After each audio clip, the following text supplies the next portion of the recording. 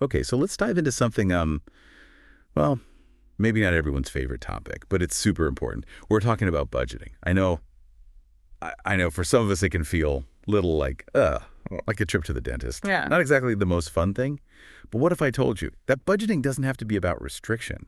It can actually be about getting more of what you really want. That's what we're diving into today. Exactly. It's all about aligning your money with your values, like really figuring out what matters most to you, and then making your money work for those things. Today, we're going to be looking at a couple of great resources, Budgeting 101 from Thrivent and NerdWallet's Guide, How to Budget Money. Awesome. So basically, our mission today Mhm. is to break down what budgeting actually is, or why it's so important, and then we'll explore different types of budgets so you can find one that might work best for you. First things first, what exactly is a budget? I mean, we hear the word all the time, but Thrivent says it's simply a plan for your money. Is that a good place to start? Yeah, that's a great starting point. It's a plan, but not like some rigid set of rules. It's more like a roadmap. You can adjust it, make changes along the way. It's dynamic and adaptable, and it's personal too. Your budget should be unique to you. Right, and I like how NerdWallet adds to that. They say it's about aligning your spending with your values, not just about tracking numbers for the sake of it. So it's less about deprivation Yeah, and more about making choices that reflect what's important to you. exactly. So it's not about saying no to everything fun. It's about being intentional, Yeah. about where your money goes, making sure it supports the life you want to live. Okay, so we know what a budget is, but why should we actually bother? Like, what are the benefits? Thrivent outlines 4 key benefits, and I think they're spot on. Yeah, they are. Number one is awareness. A budget helps you see where your money's actually going. Like, it can be really eye-opening to track your spending for a month and realize, wow, I spend how much on takeout? Oh, totally. It's like that moment you check your bank statement. You're like, where did all my money go? Oh, But with a budget, you're not in the dark anymore. You have that awareness. And then that leads to the second benefit, right? Goal setting. Because once you know where your money's going, you can start making choices about where you want it to go. Like maybe you realize you're spending $70 a week on lunch. And you're like, maybe that's worth it. Or maybe I'd rather put that money towards a weekend getaway. exactly. It's about being intentional. Hmm. And NerdWallet talks a lot about the third benefit, which is stress reduction. Imagine the peace of mind. That comes from knowing you can cover your expenses and still have money left over for things you enjoy and for your goals, too. Ugh, yes, please. I'll take a big dose of that stress reduction. And finally, Thrivent mentions minimizing debt as a major benefit because a budget can help you create a plan to pay down existing debt and avoid taking on more. It's about breaking free from those high interest rates and gaining control of your finances. Totally. Like taking charge of your money instead of letting it control you. Right, exactly. Okay, so we've covered what a budget is and why it matters. Now let's talk about different budgeting systems because Thrivent mentions 5. We've got Pay Yourself First, the 50-30-20 budget, the envelope system, zero-based budgeting, and the no-budget budget. Well, that's a lot of options. Let's break them down a bit. This Pay Yourself First method sounds intriguing. You basically put a chunk of your income. Thrivent recommends 20% straight into savings before you do anything else. It's a great way to build that savings habit, especially if you're early in your career, before you have too many expenses. Makes sense. So it's like prioritize your future self right from the start. Yeah. Speaking of early career, NerdWallet really likes the 50-30-20 budget, especially for young professionals just starting out, maybe with some student loans, and wanting to build a solid financial foundation. It's a classic for a reason. Right. It's all about dividing up your after-tax income. 50% for needs, 30% for wants, and 20% for savings and debt repayment. Seems like a pretty balanced approach. Right. But what if you're more of a visual person? Thrivent mentions this thing called the envelope system. Ah, yes. That one's pretty hands-on. You actually divide your cash into envelopes for different spending categories. Like, you'd have an envelope for groceries, one for entertainment, one for transportation, and so on. So when the cash in an envelope runs out, that's it. You've hit your limit for that category. Wow, okay. That's a really visual reminder of where your money's going. Now, for the super organized folks out there, Yeah. there's the zero-based budget. Every single dollar has a job. Yeah, that one takes a bit more work up front, but it's great for people who like to be really meticulous. You account for every penny of your income and make sure it's all allocated to something specific. Okay, so no mystery money with that one. Everything's accounted for. And then there's this thing called the no-budget budget, which sounds a bit paradoxical, right? Right. It's a little less about tracking every detail and more about making sure your income covers your needs. and then having some flexibility with the rest. But still being mindful, of course. Okay, so it's like a more relaxed approach, Yeah. but still requires some self-awareness and discipline. So lots of different budgeting systems to choose from, which is great because it means you can find one that fits your personality and your lifestyle. But once you've chosen a system, what's the next step? NerdWallet actually breaks down the whole process into 5 steps. So step 1 is figuring out your after-tax income, what you're actually working with each month. Yeah, that's your starting point. And it's not just your paycheck. It's any other income you might have too, like side hustles or investments, minus taxes, of course. Right. Okay, step 1, got it. So then step 2, you choose your budgeting system, we just talked about. But step 3 is where the rubber meets the road, right?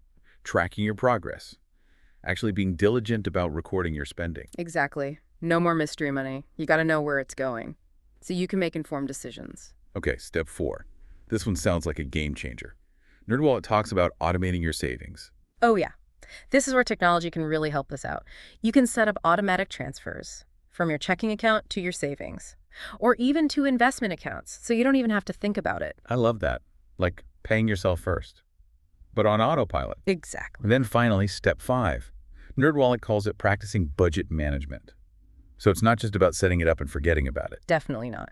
Your income might change, your expenses might change, your goals might change. Life happens, right? Right. So you need to review your budget regularly, make adjustments, keep it relevant to your life. It's like a living document that evolves with you. Okay, so we have a solid understanding of what a budget is, why it's beneficial, and different systems to try. But now let's talk about prioritizing within your budget.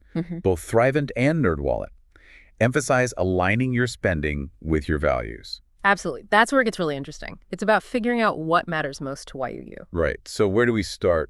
Well, NerdWallet has a great list of financial priorities, especially for someone just starting out, like that young professional we were talking about. Okay, perfect. So the first priority is building a starter emergency fund, at least $500, just to have a little cushion in case of unexpected expenses. Yeah, a little safety net. Yeah. For those life happens moments. Exactly.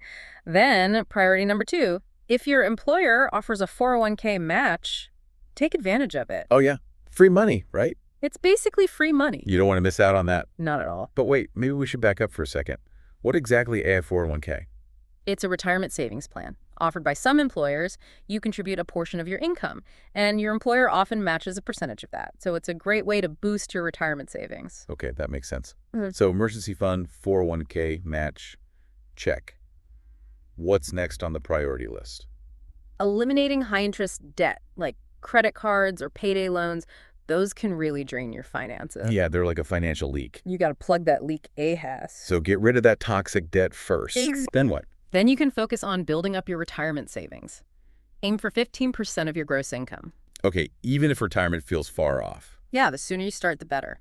Time is your friend when it comes to investing. Yeah, absolutely. And once you've got a handle on retirement savings, you can circle back to your emergency fund and aim for 3 to 6 months of living expenses. Oh, wow. So a bigger safety net. Yeah, just in case something major happens, like a job loss or a sudden medical expense. Okay, so emergency fund, retirement savings, high interest debt, all checked off the list. What else is there? Well, then it's about tackling any remaining debt beyond those minimum payments. Okay, making progress. But what about wants? Do those fit in anywhere? Of course. Remember, priority number 7 is you. Oh, yeah. I love that. So it's not all about scrimping and saving. It's about enjoying life, too. Absolutely. We'll dive deeper into that in part 3. It's about aligning your finances with your personal values and aspirations. I can't wait to unpack that more. But first, let's break down the 50-30-20 budget. We know it's 50% for needs, 30% for wants, and 20% for savings and debt repayment.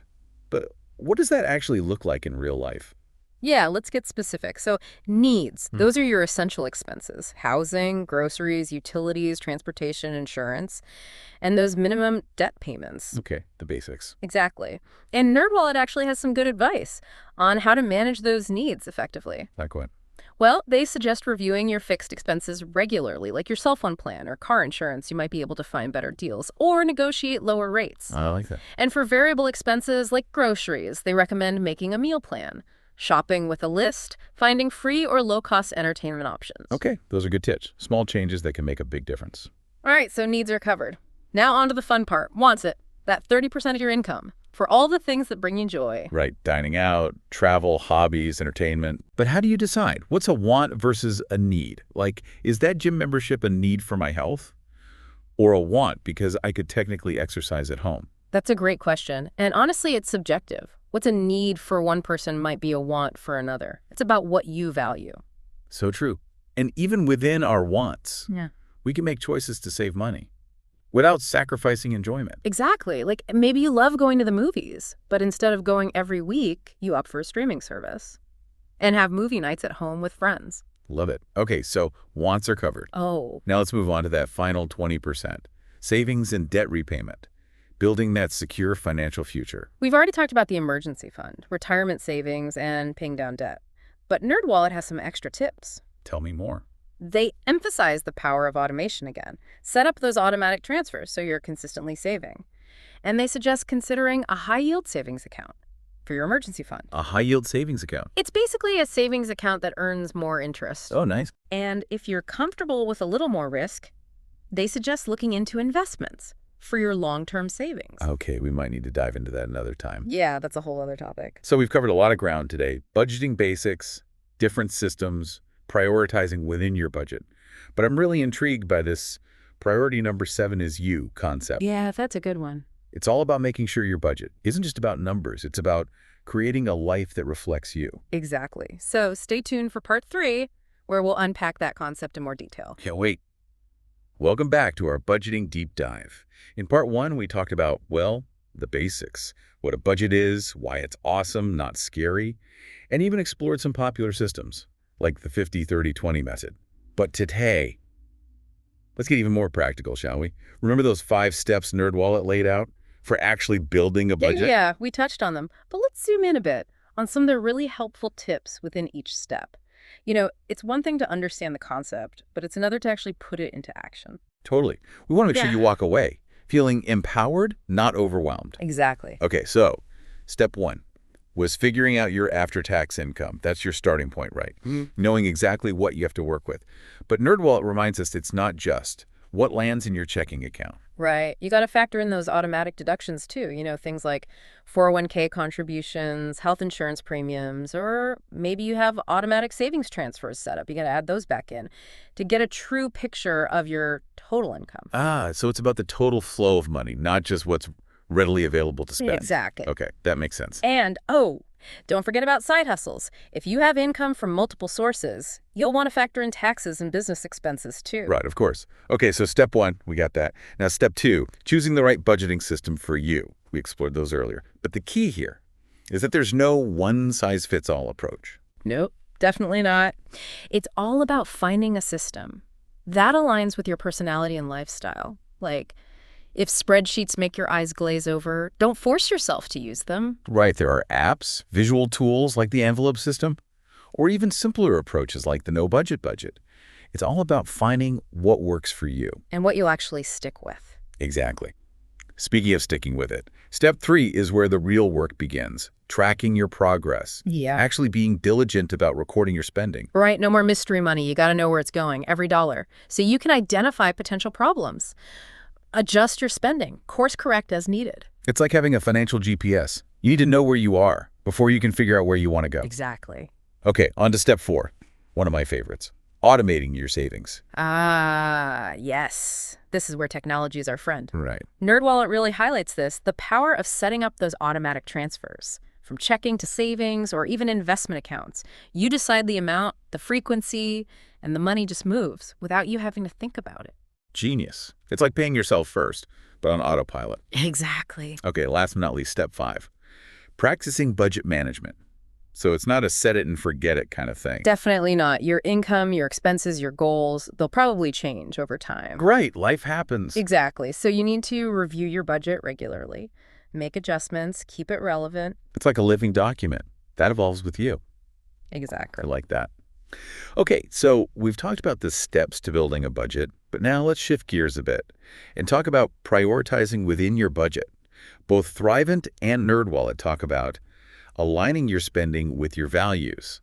And I think this is where things get really personal. Totally. It's about asking yourself, what truly matters to me? What are my goals short-term and long-term? What kind of life do I want to build? It's like creating a vision board, but for your finances. Exactly. Okay, let's get specific. Remember that young professional we were talking about? Yep. NerdWallet has this great list It does. of 7 key financial priorities. It's a good one. Let's break it down.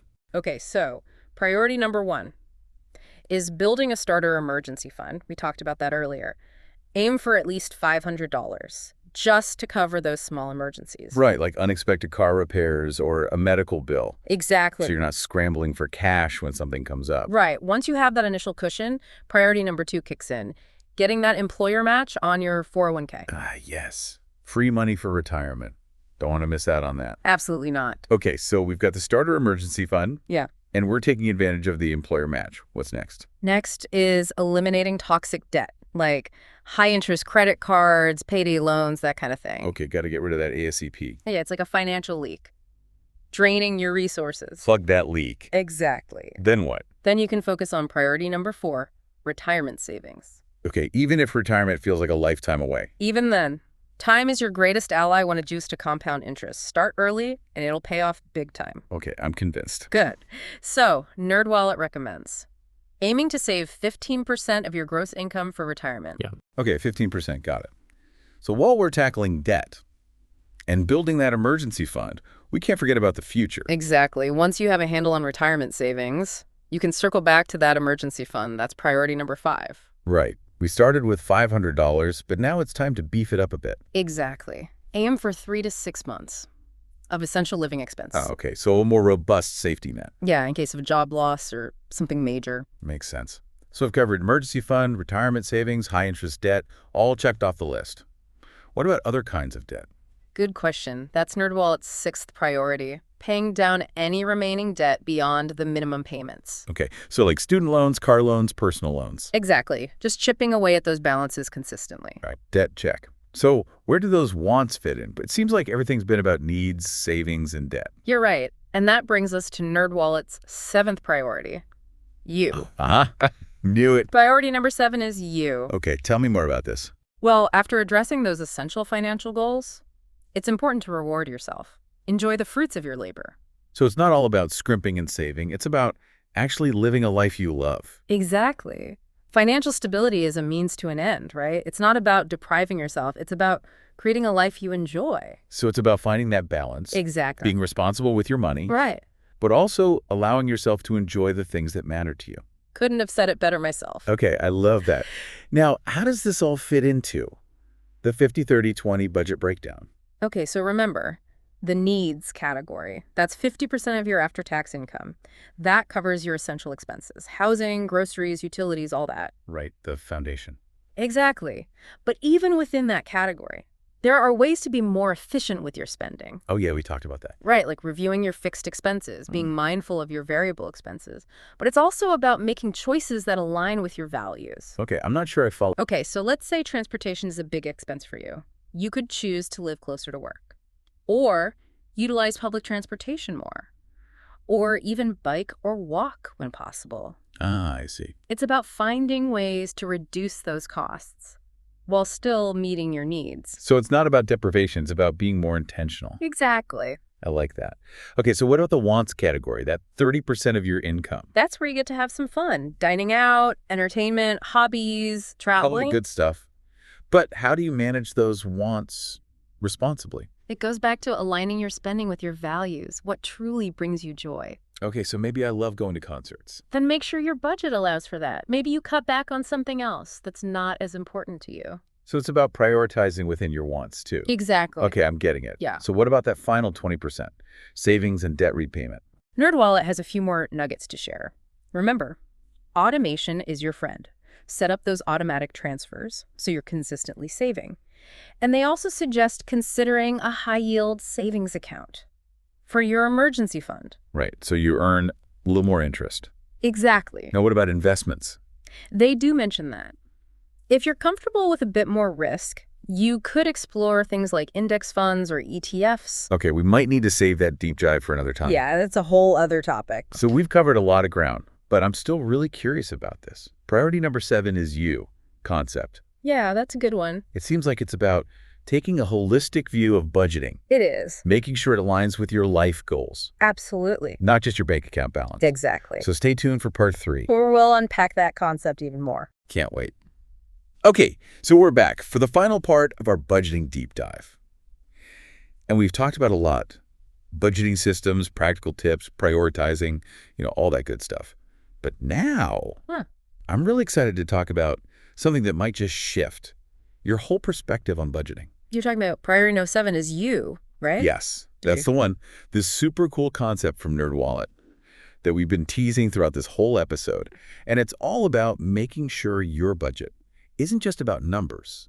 It's about creating a life that truly reflects you, your values, your dreams, your aspirations. It's a really powerful idea because it reminds us that financial stability is awesome, but it's a tool. It's a means to an end. Right. It's not the end goal in itself. Exactly. So it's less about, I need to save X amount of dollars, and more about, what kind of life do I want to create? And then, how can my finances support that vision? That's it. I love that shift in perspective. It's about asking yourself those big questions. Like, what experiences do I want to have? What impact do I want to make? What truly brings me joy? And then using your budget as a roadmap to get there. Exactly. It's like taking budgeting from this restrictive have-to thing to a more empowering get-to kind of thing. I love that. Okay, so let's make this concrete. Remember that young professional we've been talking about? Yeah. Let's say one of their big dreams is to travel the world. Okay, great example. So how would they apply this? Priority number 7 is you idea to make that dream a reality. Well, first, they'd need to make sure their budget reflects that priority.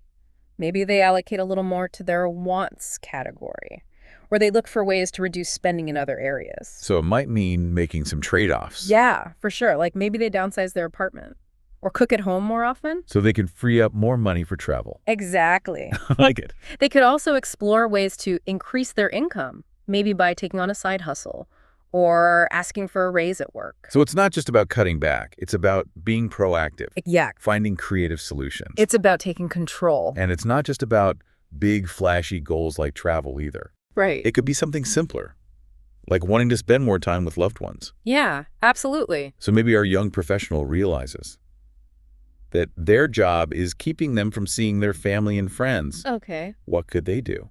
Well, they might consider looking for a job with more flexibility, even if it means a slight pay cut. Or maybe they move closer to their loved ones, Exactly. even if it means a smaller apartment. It's about aligning your choices with what truly matters to you. And sometimes that means making unconventional decisions. Right. Decisions that might not make sense to everyone else. They make sense to you Exactly. because it's your life. And your budget should reflect that. It's not about following some rigid set of rules. It's about creating a financial plan that supports the life you want to live. That's what I love about this priority number 7 is you idea.